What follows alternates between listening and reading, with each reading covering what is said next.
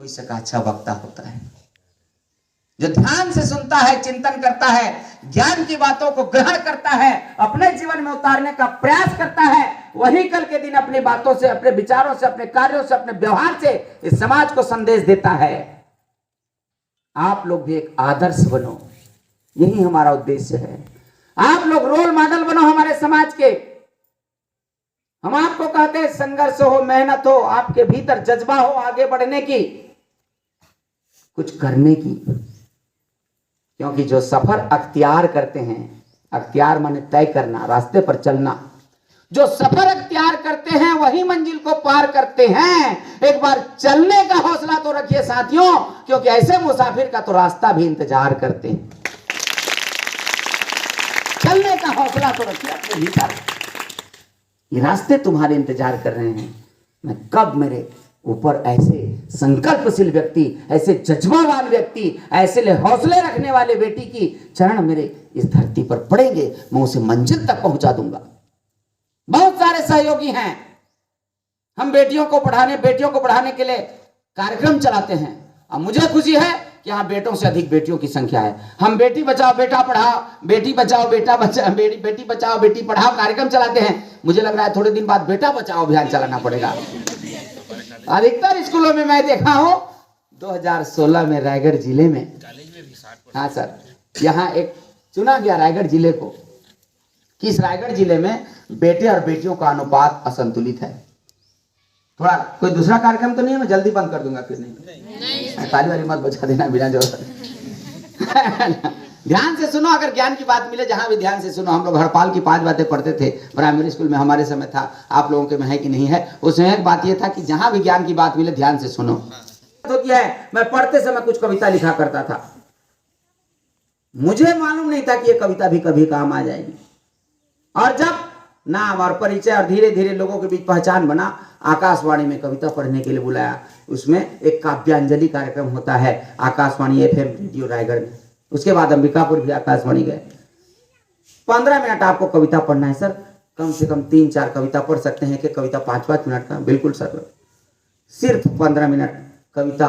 जब 12वीं पढ़ रहा था, 11वीं पढ़ रहा था, तब का लिखा हुआ कविता, उस कविता को पढ़ा और मुझे ताज्जुब हुआ कि उस कविता पढ़ने का मुझे पैसा मिला। मुझे तो आकाशवाणी में बोलने को मिल रहा था, इसलिए मैं खुश था, है कि नहीं। 945 रुपया 15 मिनट में कौन कमाता है बताओ तो। लेकिन वो 15 मिनट का 945 नहीं था, वो बहुत पुराने हमारे सृजन का प्रतिफल था, रचनात्मक सोच का प्रतिफल था, कुछ करने की क्रिएटिविटी आपके भीतर जो होती है उसका परिणाम था। इसलिए हम आपको कहते हैं, आप अगर समय को, अपने जीवन के मूल्यवान समय को चिंतन में लगाते हो, समझ लो तिजोरी में जमा करते हो, और चिंता में लगाते हो, समझ लो नष्ट करते हो, बेकार करते हो। समय को चिंतन में लगाओ, अपने आप को कुछ करने के लिए आगे बढ़ाओ, समाज में आदर्श बनने के लिए संकल्प लो। हम बहुत कम कहें, आप ज्यादा समझ लो। हम ज्यादा कहें और कम समझो तो हमारा भी समय वेस्ट, आपका भी समय वेस्ट। एक चीज ध्यान देना, ईश्वर ने इस सृष्टि के प्रत्येक जीव को एक ही चीज सबको बराबर दी है, एक ही चीज, सिर्फ और सिर्फ समय है। बाकी किसी को गरीब, किसी को अमीर, किसी को गोरा, किसी को काला, किसी को लंबा, किसी को नाटा, कोई किसान, कोई मजदूर, भेदभाव है ना। धन दौलत संपत्ति सब कुछ में भेदभाव है, केवल बराबर है तो समय 24 घंटा भगवान ने सबको दिया। आप बहुत बड़े पूंजीपति, अरबपति, अगर जिंदल के पास चले जाइए, आप टाटा बिरला के पास चले जाइए, भैया धर्मशाला बनवाना है, स्कूल बनवाना है, कुछ सहयोग करो, कितना चाहिए? बोले 2 लाख चाहिए। हाँ दे दो, प्रस्ताव भेजो, चाक दस्तखत देके 2 लाख रुपए चेक दे देगा। बोला नहीं 2 लाख नहीं चाहिए सर, क्या चाहिए? 1 घंटा का समय चाहिए देना। Sorry, I am sorry, I am very busy today. बोल देगा तुरंत, मैं अभी समय नहीं दे सकता, 2 लाख रुपया दे सकता हूं। समय इतना मूल्यवान है। इसलिए आप किसी को अगर 5 मिनट समय देते हो तो उसका 5 मिनट समय लेते हो, यह भी ध्यान रखना। फोकट में समय कोई किसी को नहीं देता, बाकी चीज फोकट में दे सकते हो। मैं पेन लाया हूं, गिफ्ट में दे दिया, जमीन आपको दान में दे दिया, किसी से कुर्सी दान में मिल गया, पेन टेबल जो कुछ भी संसार में फ्री में दे सकते हो। लेकिन समय आप किसी को जितना देते हो उतना उसका समय लेते हो। इसलिए समय दान सबसे बड़ा दान है, और समय किसी को देते हो तो उसके एक एक पल का उपयोग करो। इसको सोचने की आवश्यकता है। हम स्थापित करें, गौरवशाली हैं कि हम हिंदुस्तान के नागरिक हैं जहां विश्ववरेण्य स्वामी विवेकानंद जी हुए और उस विवेकानंद जी को हमारे राष्ट्रीय सेवा योजना ने अपना प्रतीक पुरुष बनाया है। हम सौभाग्यशाली हैं, कोणार्क के उस सूर्य मंदिर रथ चक्र से सूर्य भगवान जब उदय होते हैं तो सबसे पहले किरणें वहीं पर पड़ती है, जहां के रथ चक्र को हमने अपना प्रतीक चिन्ह बनाया है। हम सौभाग्यशाली हैं कि इस देश ने एक ऐसे अहिंसा के पुजारी को देखा जिन्होंने अपना जीवन समर्पित कर दिया दूसरों की सेवा के लिए, और उन्हीं के जन्म शताब्दी के वर्ष पर 1969 में 24 सितंबर को राष्ट्रीय सेवा योजना की स्थापना हुई थी। और अभी 50 साल पूरा हुआ, पिछले साल महात्मा गांधी जी के जन्म को 150 साल पूरा हुआ। हमने 150वीं वर्षगांठ मनाया। अब 50 साल हमारे एनएसएस की स्थापना को हुआ, और आजादी का कौन सा वर्षगांठ मना रहे हैं अभी जानना चाहिए आप लोगों को। यह भी व्यक्तित्व विकास का हिस्सा है।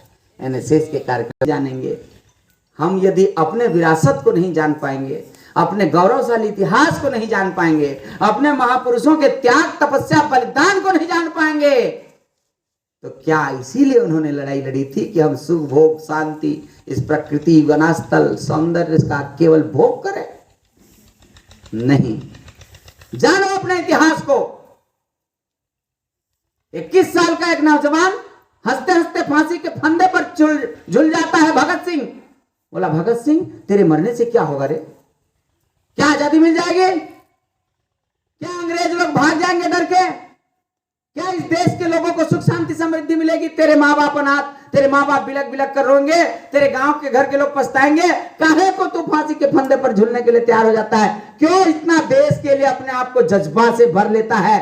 क्यों तू उन्मादी होता है? लोगों ने समझाया। भगत सिंह ने कहा, मुझे मरने का डर मिटाना है, क्योंकि एक भगत सिंह आज फांसी के फंदे पर झूलेगा, मर जाऊंगा मैं, क्योंकि मृत्यु तो निश्चित है। मेरे मरने के बाद हजारों भगत सिंह पैदा होंगे, और मौत के भय से जिस देश के लोग समाप्त हो जाते हैं उस देश को ज्यादा दिन तक गुलाम बना के नहीं रख सकते। मौत का भय है ना, उसको मैं मिटाना चाहता हूं। तो 21 साल का एक नौजवान फांसी के फंदे पर झूला था, और मरने के उसके 100 साल के बाद भी आज उसका नाम लेते हुए हम रोमांचित होते हैं। इसलिए नहीं कि 110 साल से जी करके अपने परिवार पर बोझ बना रहा। 21 साल में मर गया वो नौजवान भगत सिंह, तब उसका नाम लेते हैं। ऐसे वीर योद्धा चाहिए। अभी हमारे रायगढ़ जिले के एक बेटा विप्लव त्रिपाठी, कर्नल विप्लव त्रिपाठी, मैं भी आंसू बहाया था, दर दर दर मेरे आंसू बहे थे। टीवी वाले पूछ रहे थे, आपके दोनों बेटे भी देश के सेवा में समर्पित हैं, देश के लिए अपने आप को समय दिए हैं, ऑफिसर बने हैं, क्या अनुभव हो रहा है आपको? मैं बोला, धैर्य, और धैर्य की आवश्यकता है। देश के लिए बलिदान देने वाले माँ बाप अगर डरने लगे अपने बेटों के नाम पर, तो मैं यही कहना चाहूंगा, कायरता जिस चेहरे को श्रृंगार करती है उस चेहरे पर तो मक्खी भी बैठने से इनकार करती है। हमने तो त्याग तपस्या और बलिदान का एक रिकॉर्ड बनाया है, हमारी गौरवशाली परंपरा रही है। इसलिए हम चाहते हैं आप में, हम में, हमारे बेटों में, बेटियों में, गांव के लोगों में, किसान के बेटियों में, मजदूरों के बेटे में, कामगार के बेटियों में, मजदूर और मेहनत करके व्यवसाय करने वाले लोगों के दिलों में कि मैं भी देश के लिए कुछ करूं, कुछ करने का जज्बा हो। यही व्यक्तित्व विकास है। सब जीते हैं, मरते हैं, किसको नहीं है मरना? मरना है ना। दुनिया में दो ही चीज निश्चित है, जन्म लिया है उसका मृत्यु निश्चित है। बाकी चीज, धनवान बनोगे कि नहीं कोई गारंटी नहीं, रूपवान हो कि नहीं कोई गारंटी नहीं, आप परीक्षा में सफल होगे कि नहीं कोई गारंटी नहीं, मेरिट में आओगे कि नहीं कोई गारंटी नहीं, मरोगे गारंटी है। है कि नहीं? तो ध्यान देना, मरने से डरो मत, क्यों? है ना सर? तो ध्यान दो, अगर एक व्यक्ति दौड़ता है और एक व्यक्ति चलता है, जोर से आवाज देना। एनएसएस के वॉलंटियर जैसे उत्साह वाला, झूम रहा वाला नहीं। मैं थोड़ा झूम रहा वाला, लुचुर पुचुर वालों को पसंद नहीं करता हूँ, पढ़े हम लोग जान रहे हैं। विद्यार्थियों को भी क्लास में पढ़ाता हूँ, अटेंशन, सावधान मुद्रा में बैठो, ध्यान से सुनो, रीढ़ की हड्डी सीधी रहे, बात सीधे दिमाग तक असर करता है। झूम रहा है का कहीगा कैसे गुरुजी बढ़िया लागी ने? गुरुजी के भाषण बढ़िया नहीं पढ़ी, एक आदमी धीरे धीरे चलता है, आराम में कौन रहेगा? चलने वाला आराम रहेगा ना। एक आदमी दौड़ता है, एक आदमी चलता है। एक आदमी चलता है, एक आदमी बैठा हुआ है, आराम में कौन रहेगा? एक आदमी बैठा है और एक आदमी लेटा है। लेटा मतलब सोया नहीं है, लेकिन भीति तीर में ऐसे बैठ के कटला है, तो आराम में कौन होगा? जो लेटा है। और जो लेटा है वो आराम में होगा कि जो सोया है वो आराम में होगा? सही बताओ। सोने वाला। तो जो सोया है वो आराम में है कि जो मरा है वो आराम में? तो मरना आराम है कि डर है? सोच के देखो, मरना डरने की बात नहीं है। प्रैक्टिकल करके देखो, दूसरों को समझा सकते हो। मरने से जो नहीं डरते हैं वही जिंदगी में आराम से रहते हैं। हमारा ऐसा नहीं है। नीचे लाइन में बना देता हूँ, तुरंत बोला, मन भर के पी जब तक जी कहते। हाँ, मरे के बाद तो देवे कहीं घी में आत्मा की शांति के लिए ऐसा भी हमको नहीं चाहिए कि मरने के बाद किसी के घी से मुक्ति गति। उसके बाद और कहाँ का मुक्ति गति? जीते जी जिंदगी को बना लो और अकड़ना मत। अपने अहंकार में, गुमान में मत रहना। झुकते वही हैं जिनमें जान होती है। मेरे साथ दोहराओ, झुकते वही हैं जिनमें जान होती है। अकड़ तो मुर्दों की पहचान होती है। अकड़ गया तो भैया मुर्दा है। अकड़ किसने काल के लाश है, ओकरे पर हाथ रखी मुरत देह गुनाह। जिनमें जान होती है, अकड़ तो मुर्दे की पहचान होती है। बोबा मल्ला स्वागत करके लाना, बैठा रहा भाई। ओमन हमारा असली अतिथि है। ओमन रामायण चलते का क्या गिने? रामायण यही है।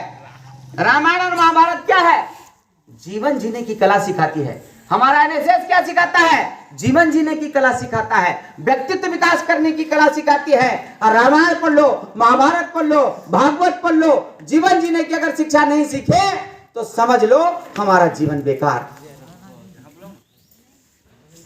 मैं अपने वाणी को अंतिम पड़ाव की ओर ले चलता हूं। इधर रहती आ जाओ बाबा, कुर्सी में बैठा, कुर्सी में। हाँ, मैं ब्रेक लगा रहा हूं।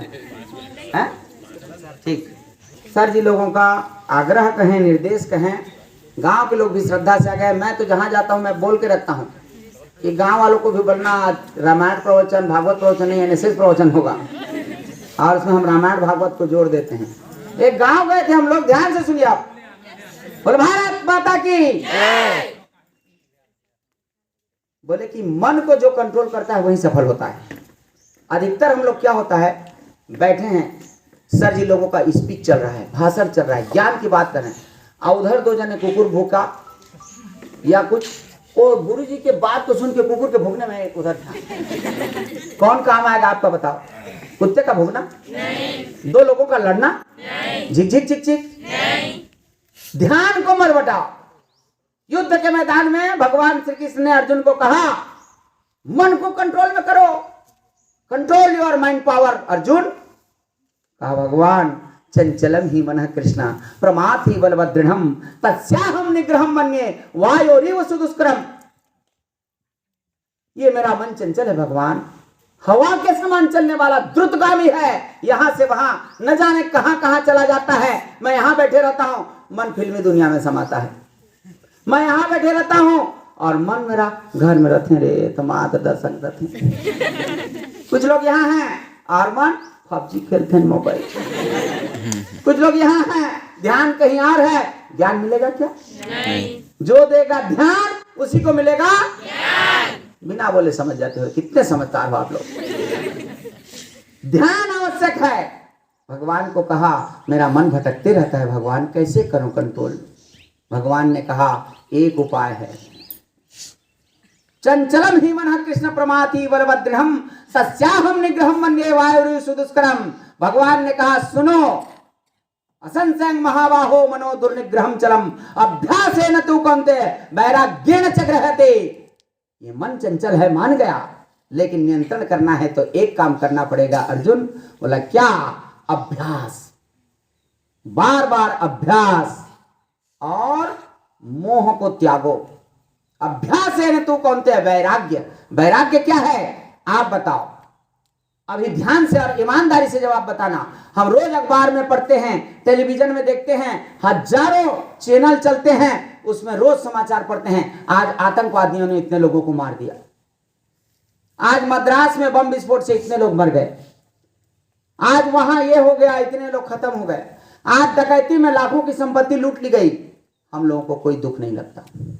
दुख लगता? थोड़ा सा अफसोस जताते हैं, ऐसे नहीं होना था, गलत है। लेकिन चाय पियो ना, चाय पियो, और चाय पीते पीते हम लोग बात करते हैं, बिस्कुट और लो, बिस्कुट और लो।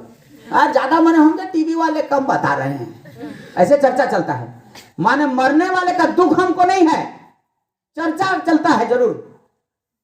और उसी में अगर चर्चा चलते चलते बोले ए वो बस सड़क में दुर्घटना हुई से, तो हर बाबू बोले इसकी शोरों में चल चाय छोड़ छोड़ चल जल्दी चल, नहीं चाय पी ले, कहाँ जावे मोर बेटा दुर्घटना हुई से, चाय पियो। तुरंत आदमी परेशान, ये गलत बोल रहा हूँ? दुख का कारण किसी का मरना नहीं, दुख का कारण मेरा है, इसलिए है। काकरो लाख रुपए चोरी हो जाने, मोर का बुआ के गीत अमर फोल्टिंग कर पाजे तरा गुरुजी ट्रेन लपात नहीं उतरे बनी जात हां, 3 बार सीटी मारत रही गुरुजी होती। मेरा चवन्नी खो जाए दुख होता है, दूसरे का करोड़ रुपया खो जाए मुझे दुख नहीं होता है। दुख का कारण मोह है। और रामचरितमानस के श्रोता हमारे बाबा लोग आ गए, बड़े लोग, इसलिए बोल दे रहा हूं। तुलसी बाबा को पूछिए आप क्या बता रहे हो। तो मोह सकल व्याधि न कर मूला, तिन्हते पुनि उपजहि बहुसूला। सभी बीमारियों का जड़ मोह है, मोह है, मोह है। और मोह को त्यागना एनएसएस सिखाता है। दूसरे के लिए जीना, तब तो मोह हो जाए। मोह कब छूटेगा? सत्संग में आओगे तो। मोह कब छूटेगा? विद्वानों के साथ आओगे तो। मोह कब छूटेगा? परोपकार के लिए जीवन जीने की कला अपने आप स्थापित करोगे तो। इसीलिए उसी मोह के ज्ञान को आपके भीतर जागृत करने के लिए, त्याग की भावना को जगाने के लिए हम राष्ट्रीय सेवा योजना के माध्यम से आपके बीच तक पहुंचते हैं। आपको अपने इतिहास से गौरवान्वित करते हैं, कुछ बातें बताते हैं, कई जगह हमको बुलाते हैं, कई जगह आमंत्रित करते हैं, साज-बाज के साथ जाते हैं, लेकिन सबसे अधिक खुशी हम अपने विद्यार्थियों के बीच पाते हैं, क्योंकि आप हमारे देश के भविष्य हैं। भगवान को भी अगर चढ़ाओ तो ताजा फूल पसंद होगा कि मुरझाए झुरमुराए? बताओ। तो आप ताजे फूल हो, तन समर्पित, मन समर्पित और यह जीवन समर्पित। चाहता हूं देश की धरती तुझे कुछ और भी दूं। सोहन लाल द्विवेदी जी लिखते हैं, मैं अपने देश के लिए समर्पित करूंगा, देश का काम आऊंगा, देश आगे बढ़ेगा, देश का नाम रोशन होगा। बुढ़वा बोबा भी पढ़ी, बुढ़वा बोबा भी भक्ति भाव करही, वो भी ज्ञान के बात समझी, ऊपर लोग ला सुधारी। आप इस लोग को सुधारोगे, दोनों लोग को सुधारना है। तो दोनों लोग सुधारने के लिए क्या करना है? छत्तीसगढ़िया कवि ला पूछी, रामायण शैली में कर देता साहब आगे है तेरे बार। आप नहीं तो ब्रेक करे मोर आगे इस समय 5 मिनट और बढ़ाने के लिए सरपंच साहब जी को धन्यवाद, स्वागत है। दोनों जगह सुख पाना है तो कैसे करबे? तो मन ला समझा, मन ला समझा, तब दोनों जगह सुख पाओगे। बोला कैसे मन ला समझाबो जी? बड़का रे मन बैरी मोरे माने जाही तो दोनों जगह सुख पाहो। मन बैरीला, मन बैरीला, मन बैरीला में समझाओ। आखी कथे कछु देखे नहीं जानो, मन कथे तेला देखा था। कान कथे कछु सुने नहीं जानो, मन कथे तेला सुना था। मुंह कथे कछु खाए नहीं जानो, मन कथे तेला खवाओ। मन बहरीला, मन बहरीला, मन बहरीला में समझाओ। मन बहरी मोरे माने जाहिता दोनों जगह सुख पाओ। मन बहरीला, मन बहरीला में समझाओ। गोड़ कते कचुरेंगे नहीं जानो, चलना भैया थोड़ा काम करने। अरे मोर मन नहीं हैगा, अब कहीं पर टीवी फिल्मी गाना डांसर बाहर जाना एक का महू जहाँ रहा तो गोड़ नहीं पिरा रहा ना, आके सूझ जहाँ भले जहाँ। गोड़ कथे कछुरेंगे नहीं जानो, मन कथे तिहारेगा तो। हाथ कथे कछु करे नहीं जानो, मन कथे तेला कराओ। नाक कथे कछु सूंगे नहीं जानो, मन कथे तेला सुंगाओ। मन बहरीला, मन बहरीला रे मन बहरीला, मन बैरीला में समझाऊं, मन बैरी मोरे माने जाहिता दोनों जगह सुख पाऊं। मन बैरीला मन बैरीला मन बैरीला में समझाऊं, मन बैरीला मन बैरीला मन बैरीला में समझाऊं। मन को जिसने समझा लिया उसने तन को समझा लिया, और मन और तन जहां एकाग्र हो गया समझ लो लक्ष्य की प्राप्ति निश्चित है। घूम फिर के वही अंतिम अपने भीतर झांको, अपने आप को पहचानो, अपने आप को जानो, और केवल अपने लिए नहीं दूसरों के लिए भी जीने की बात को भी सोचो। शुरुआत में मैं कह रहे हैं, कहने को तो अनेक बातें हैं, लेकिन खामोश समुंदर में एक लहर सी उठानी है, सदियों की बातें पल भर में सुनानी है। आपके यहाँ बेटियों की संख्या ज़्यादा है, इसलिए कुछ बातें बेटियों पर कहते हुए अपनी वाणी को विराम दूंगा। ओस के बूंदों की तरह होती हैं बेटियाँ, स्पर्श खुरदरा हो तो रोती हैं बेटियाँ। अगर ये हमारे बेटे हीरे हैं, ये मोतियाँ हैं हमारी बेटियाँ। ध्यान रखना, कभी भी बेटियों को कमजोर मत आंकना। नारी कल भी भारी थी, नारी आज भी भारी है, और पुरुष क्योंकि नारी नहीं होती तो कहां से ध्रुव पाते, कहां से प्रहलाद पाते, कहां से गांधी पाते, कहां से टैगोर, यहां तक कि कृष्ण और राम कहां से पाते। नारी ही तो है जो सृजन करती है, सृष्टि का सृजन करती है, ईश्वर का, यहां तक कि भगवान को पैदा करती है। भारत की माताएं क्या क्या गुल खिलाती हैं, धन्य है भारत की माताएं, क्या क्या गुल खिलाती हैं। सती अनुसुईया त्रिदेवों को पलने में झुलाती है, सावित्री अपने मृत पति तक को जिलाती है, रत्नावली अपने पति तुलसी को ईश्वर से मिलाती है। अरे धन्य है भारत की माताएं, क्या क्या गुल खिलाती हैं। कमजोर है क्या? ध्यान रखना, इस देश की माताओं पर हमें गर्व होता है, लेकिन दुख तब होता है इस छत्तीसगढ़ प्रदेश की राजधानी रायपुर में आज से 6 साल पहले 265 गर्भपात की घटनाएं हुई। बच्चे को जन्म देने से पहले उसको साफ करा दिया गया। पता किया गया क्यों? पता चला कोख में बेटी पल रही थी, उनको बेटा चाहिए। तब पेट के भीतर की बेटी नहीं कहेगी क्या कि चाहे मुझको प्यार न देना, चाहे तनिक दुलार न देना, कर पाओ तो इतना करना, जन्म से पहले मार न देना, जन्म से पहले मार न देना। मैं बेटी हूँ मुझको भी दो जीने का अधिकार मैया, जन्म से पहले मत मार वो बापू, जन्म से पहले मत मार। पेट के भीतर की बेटी बोल सकती जो अजन्मी भ्रूण है, जिसका अभी विकास भी नहीं हुआ। वो बोलने चाहती तो यही बोलती और यही कहती, क्यों मुझे मार रहे हो बापू? और बापू कहते नाम रोशन करना है ना, बेटा करेगा। तो वो सवाल करती, ठहरो ठहरो जरा संभल कर देखो, दृष्टि अपना बदल कर देखो, संग समय के चल कर देखो। अरे बेटी में भी नाम चलेगा, संग समय के चल कर देखो। मैं चौथेपन की लाठी बनकर दूंगी दृढ़ आधार, मैया जन्म से पहले मत मार, बापू जन्म से पहले मत मार। मैं जब आंगन में खेलूंगी मिस्री सी बोली बोलूंगी, एक कुल की कौन कहे, मैं 2-2 कुल पर तन मन दूंगी वार, मैया जन्म से पहले मत मार, वो बापू जन्म से पहले मत मार। यही कहती ना बेटी, यही कहती कि नहीं? फिर पीछे देखे, अभी इतना बोला, जिसको जा रहा है जाने दो, जिसको आ रहा है आने दो। समय के साथ अपने माइंड कंट्रोल का परीक्षण चल रहा है। बेटी अगर बोल पाती तो यही बोलती। इसलिए मैं बेटियों को नमन करता हूं। यही सरस्वती हैं, यही लक्ष्मी हैं, यही दुर्गा हैं। तो मूर्तियों को दुर्गा सरस्वती लक्ष्मी पूजा करते हो और बेटियों को जन्म देने से पहले मार देते हो, कितने दुर्भाग्यशाली।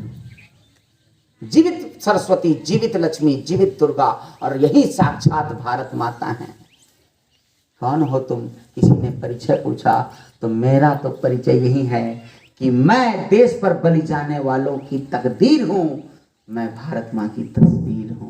भारत माँ की तस्वीर, ऐसे भारत माँ की तस्वीर वकील के सचिव के रूप में, आपके महिला कार्यक्रम अधिकारी भी हैं, आपके हमारे बेटियों की संख्या भी अधिक है, और यह भी बताया कि आपके महाविद्यालय और विद्यालय में भी बेटियों की संख्या अधिक है। इसलिए धन्यवाद देते हुए, नमन करते हुए, एक कवि के घर में बेटी पैदा हुई तो उसको सवाल किया, आपको दुख लग रहा है? कहा नहीं। क्यों दुख लगे? नहीं, कुछ लोग बेटा चाहते हैं। क्यों चाहते हैं? नाम रोशन करेगा ना। आप बताओ, सियाना डोकरा बोबा मन है, बेटा के मरे के बाद, बाप के मरे के बाद बेटा क्या करते? मृत्यु प्रमाण पत्र लेके थाना जाते, ये दे साहब आवेदन है मृत्यु प्रमाण, क्या चाहिए भैया? फौती कटवाना है। फौती कटवाना माने पिताजी का नाम काटो, मेरा नाम जोड़ो, उसको फौती कटवाना बोलते हैं। तो नाम ला रखा थे बेटा की जोड़ा काटा थे, बता काट रहा है भाई। और बेटों से अगर नाम होता तो मैं आपको पूछ रहा हूं जी, महात्मा गांधी के कौन कौन बेटे थे बताओ? किसी को ईमानदारी से अगर 5 बेटों का नाम मालूम है तो चैलेंज है मेरा। मुझे तो नहीं मालूम, इसलिए पूछ रहा हूं। नहीं मालूम सर, नहीं मालूम, बताओ कौन कौन थे? हरिलाल, मणिलाल, देवदास, रामदास। 3 हुए कि 4? 4 थे। हरिलाल, मणिलाल, देवदास, रामदास। हाँ, सबसे बड़ा कौन था? हरिलाल। तो किसने पिताजी का नाम रोशन किया? किसी ने नहीं। मैं ये जानना चाहता हूं ना। हरिलाल 1 नंबर का शराब पीने वाला था, शराब पीते पीते मरा, जिस महात्मा गांधी को हम शराब निरोध का आज रोल मॉडल बनाते हैं। तो ऐसे पुत्र होने से क्या फायदा? इसका नोट में रुपया में फोटो छापते हैं, गांधी जी की जय जयकार करते हैं, जयंती मनाते हैं, उनके 100 साल पूरे होने पर एनएसएस स्थापित करते हैं। आज हरिलाल, भरीलाल और कनीलाल नाम 4 याद रखिए, और वो शराब पी पी के मरा। दुनिया को संभालने वाला अपने बेटे को नहीं संभाल पाया, शराब पी के मरा। इतिहास पढ़ लेना। महात्मा गांधी के 4 बेटे थे, बेटों का नाम दूसरी पीढ़ी को याद नहीं है, तीसरी चौथी पांचवी को क्या याद होगा? विवेकानंद के कोई बेटे थे क्या? अगर बेटे से नाम रोशन होता तो हम उनके बेटे से उनको जानते ना। बेटे से किसी को, बेटी से किसी को नाम नहीं होता, आपके पुरुषार्थ से, आपके मेहनत से, आपके श्रम से याद होता है।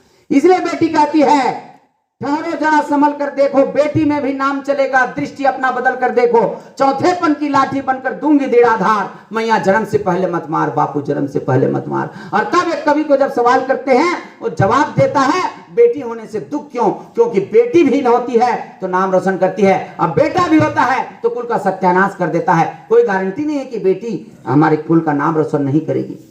4 उदाहरण उन्होंने बताया। इन पंक्तियों में अपनी वाणी को विराम देने से पहले पंक्ति सुनाकर मैं अपने आप को यहां पर, आप लोगों ने जो समय दिया, धन्यवाद दूंगा, धन्यवाद दूंगा। बोला कैसे लगा आपको बेटी होने पर?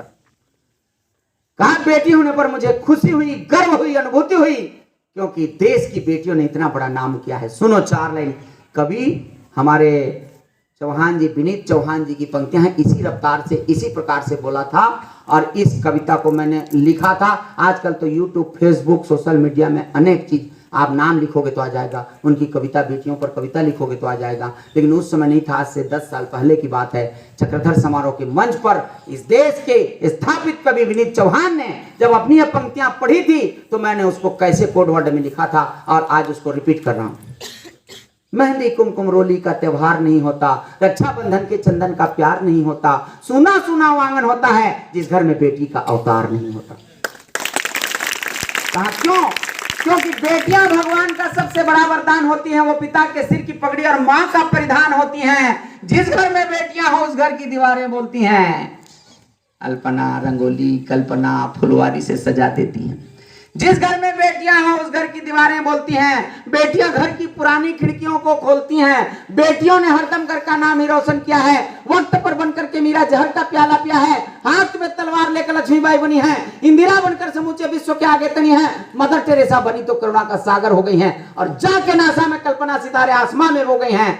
ऐस बन के ऐश्वर्या राय बन के सौंदर्य से सारे जहां को जीत लाई। सानिया बन के खेल के मैदान में खिलखिलाई। अरे सुन लता मंगेशकर को सुर के समंदर डोलते हैं।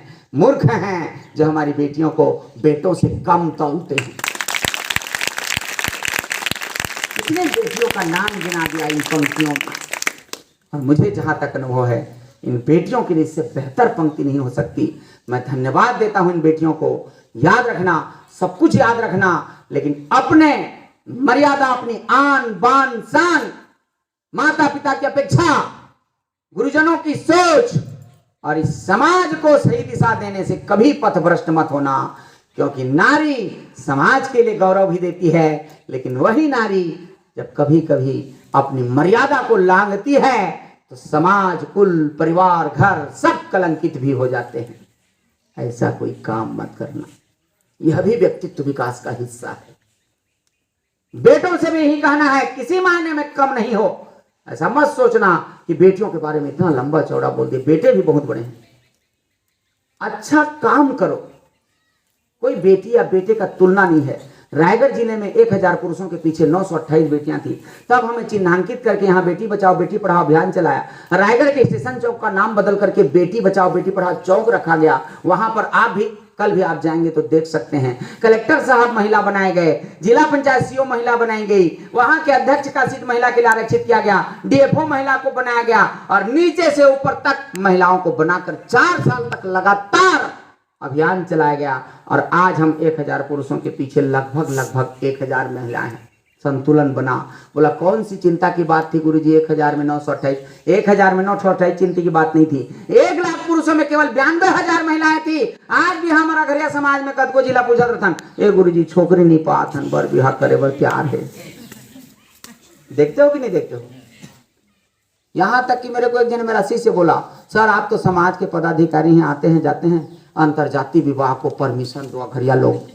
तो काबर भाई हमारे सगा के मन छोकरी नहीं दिए थे, नौकरी हारेत खो जाते हैं, हम खेती किसानी वाला कहाँ ले पाबो। यानी संतुलन बिगड़ा, इसका प्रमाण देखो। अब संतुलन सुधर गया प्रयास से, सबके प्रयास से। इसलिए नारी जब चाहे तो कुछ भी कर सकती है। तो एक जन ने कहा वो किसी का पति नहीं बन सकती सर। प्रमाणित है बन सकता है। बोला कैसे बताओ? तो राष्ट्रपति प्रतिभा देवी सिंह पाटिल इस देश की राष्ट्रपति बन सकती है। क्या बात करते हो? किसी व्यक्ति विशेष की बात छोड़ो, वो देश की राष्ट्रपति बन सकती है, दूसरे को छोड़ो। जब बेटियां चाहें तो कुछ भी कर सकती हैं। इसलिए इनके भीतर के ताकत, जज्बे, जोश को सलाम करो। और हम कहते हैं बेटियों को सब चीज करो, लेकिन मान और मर्यादा का भी ख्याल रखो, अपनी प्रतिष्ठा का भी ख्याल रखो, लक्ष्य रखो मंजिल की तरफ। वो देखो दूर खड़ी मंजिल इंगित कर तुम्हें बुलाती है, पर साहस से बढ़ने वालों के ही मस्तक पर तिलक लगाती है।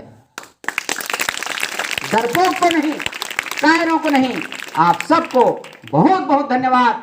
सबसे ज्यादा धन्यवाद मेरे प्यारे स्वयं सेवकों को। उसके बाद धन्यवाद इस महाविद्यालय और विद्यालय का एक साथ संचालित करने वाले केपी महाविद्यालय के शिक्षक, शिक्षिकाओं, कार्यक्रम अधिकारी, यहाँ के प्राध्यापक, यहाँ के टीचर, यहाँ के प्रोफेसर को। उसके बाद धन्यवाद देता हूं गांव के लोगों ने श्रद्धा के साथ, दूर से सुना होगा कोने बने की वक्ता आए काका काका अच्छा गोठे आते चली तो तीरन इसलिए तो टाइम में नहीं आ पाई। सरपंच साहब मन व्यस्त हैं, त्रस्त हैं सब लोग अपने अपने। तो इसलिए आप लोग सबका मैं हृदय से आभारी हूं। और आभार के 4 पंक्ति कहकर, क्योंकि काव्य लाइन से, कविता से, साहित्य से मैं जुड़ा हूं, बोल सकता हूं उनको कि भावनात्मक अभिव्यक्ति देने में काव्य सबसे बढ़िया आधार होता है। और मैं इन्हीं आभार के पंक्तियों के साथ अपनी वाणी को विराम दूंगा कि आप सब फले फूले आगे बढ़ें, जीवन में सफल हों और वो गौरव दिलाएं कि सर आप हमारे एनएसएस कैंप में गए थे ना, उस दिन आपका भाषण सुनी, उसी दिन से तो मैं संकल्प लिया कि आईएएस करना है मेरे को। और मैं देखो आईएएस बन गई। तब उस दिन हमारा सीना गर्व से फूलेगा।